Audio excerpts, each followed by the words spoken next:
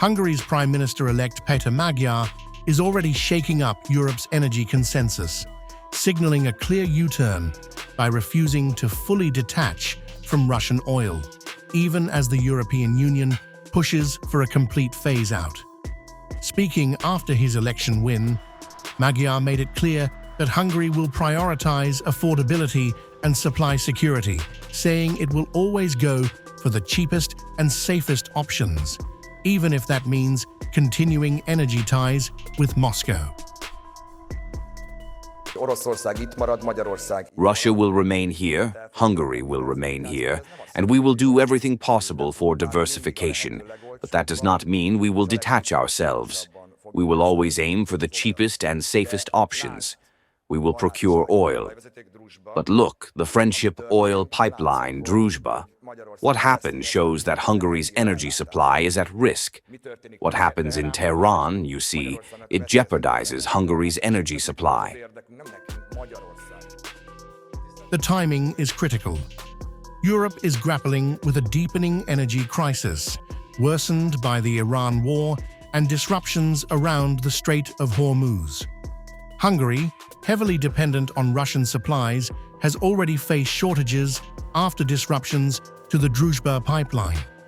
With alternatives proving costlier and less reliable, Budapest now appears to be recalibrating, putting national interest ahead of bloc-wide commitments. Magyar's stance directly challenges the EU's long-term plan to phase out Russian energy, raising concerns in Brussels about unity within the bloc. At a time when Europe is trying to maintain a coordinated strategy against Moscow, Hungary's position signals a widening crack, where economic pressures are beginning to override political alignment. Germany has pushed back, with Chancellor Friedrich Merz pointing to alternative routes like pipelines through Croatia and expressing hope that Hungary will align more closely with European partners. At the same time, Ukraine's President Volodymyr Zelensky has said key pipeline infrastructure will soon be restored, opening the door for resumed flows, while also calling for pragmatic cooperation with Budapest. The previous Hungarian government did not accept the offer.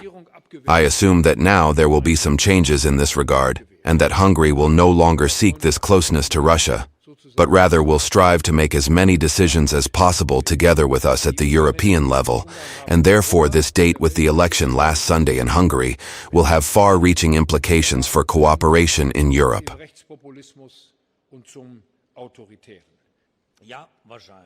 As for the oil pipeline, as we promised by the end of April, it will be repaired, not completely, but enough to function.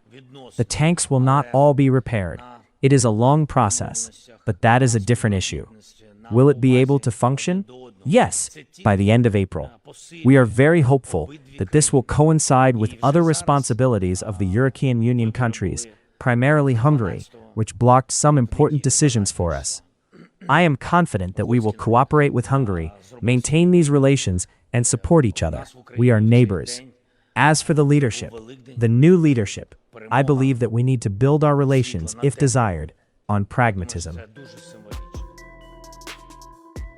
As the global energy crunch intensifies, Hungary's position highlights a broader shift underway in Europe, where energy security is starting to take precedence over strategy.